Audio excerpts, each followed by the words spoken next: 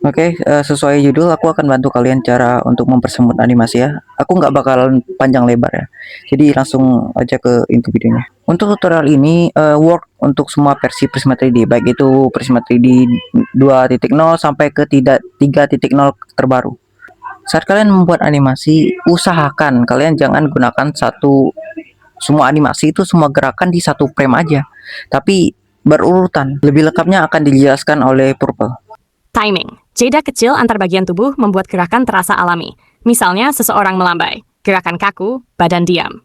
Bahu, lengan atas, lengan bawah, dan tangan bergerak pada frame yang sama. Hasilnya terlihat seperti robot. Gerakan alami 1. Dada atau pinggang sedikit berputar ke arah orang yang akan disapa. 2. Bahu mulai terangkat. 3. Lengan atas mengikuti. 4. Lengan bawah bergerak. 5. Pergelangan tangan menyusul. 6. Jari-jari baru mulai melambai. Perbedaan waktunya mungkin hanya 1-3 frame di antara tiap bagian, tetapi itu sudah cukup membuat animasi terasa jauh lebih hidup. Kenapa ini terlihat lebih smooth? Tubuh manusia memiliki massa dan setiap sendi memiliki inersia. Saat satu bagian bergerak, bagian lain tidak langsung mengikuti pada saat yang sama. Ada sedikit keterlambatan alami. Otak kita terbiasa melihat pola ini dalam kehidupan nyata, sehingga animasi yang menirunya terasa lebih meyakinkan. Tetapi ada batasnya. Jika jedanya terlalu besar, gerakan justru terlihat lamban atau seperti karakter kehilangan koordinasi. Kuncinya adalah offset yang kecil dan konsisten. Untuk animasi karakter, banyak animator berpikir dalam urutan seperti ini. Open quote, pinggul, dada, bahu, lengan atas, lengan bawah, pergelangan tangan, jari. Close quote. Urutan ini sering disebut sebagai gerakan berantai. Kinetic chain. Gerakan dimulai dari bagian tubuh yang lebih besar, lalu energi mengalir ke bagian yang lebih kecil. Nah, jadi seperti yang sudah dijelaskan oleh Purple, untuk membuat animasi itu kita harus menentukan urutan gerakannya terlebih dahulu. Sebagai contoh, aku punya contohnya di sini. Oke, nah jadi kalian mungkin pernah ya membuat animasi dengan satu frame aja. Itu cara yang salah sebenarnya, karena gerakan manusia itu nggak simetris, alias ya miring sebelah. Jadi kalau kalian perhatikan lagi, ya gini aja deh, gue kasih contohnya. Nah, di sini di gambar yang saya tunjukkan, ini adalah pengaturan frame yang salah. Kenapa? Karena frame-nya hanya berada di satu tempat aja.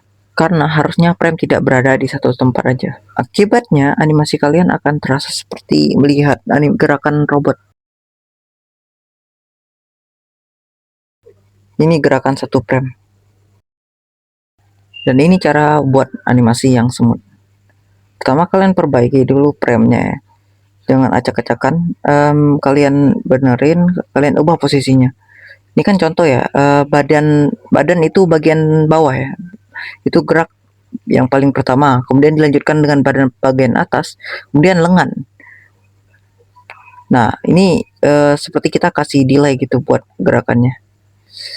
Nah, sehingga ya bakalan lebih, mata kita sebenarnya nggak bisa lihat objek itu secara langsung, jadi kita butuh delay gitu, sehingga biar mata kita nggak kaget gitu buat lihat gerakan yang tiba-tiba.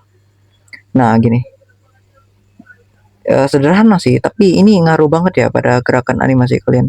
Apalagi jika kalian mau tingkat lanjut gitu, tingkat lanjut animasi anjay, ya dari pemula menjadi sepuh gitu. Nah, nggak apa-apa sih, kalian kalau mau bikin animasi kayak gini bisa. Aku nggak ngelarang kalian ya buat gerakan satu frame, atau ada sih ya namanya gerakan patah-patah gitu, tapi kan kurang gitu. Lalu bagaimana jika ada yang bertanya tentang, Bang, kenapa tidak menggunakan ease in ease out? Kalian boleh sebenarnya menggunakan ease in ease out. Cuman ya aku mikirnya kayak tetap ya, ease in ease out itu nggak setiap gerakan pakai ease in ease out. Jadi ya aku tergantung situasi lah, tergantung gerakannya juga ya. Tapi aku lebih tetap ya lebih sering pakai gerakan yang berurutan ketimbang, atau antisipasi juga sih, antisipasi dan gerakan berurutan itu yang paling sering ku pakai biar gerakannya tuh terkesan lebih manusiawi gitu. Baiklah, jadi videonya saya percepat ya karena ini makan waktu yang terlalu lama. Dan ini hasil menggunakan anticipation serta gerakan berurutan. Perbandingannya, mungkin perbedaannya tidak terlalu terlihat ya, tapi misalnya kalau kalian lakuin pasti animasi kalian bisa level up. Baiklah, sekian saja video tutorial kali ini. Mohon maaf jika ya video ini kurang bagus, dan materinya juga lumayan membingungin. saya hadirin. Mohon maaf dan tetap semangat animasi.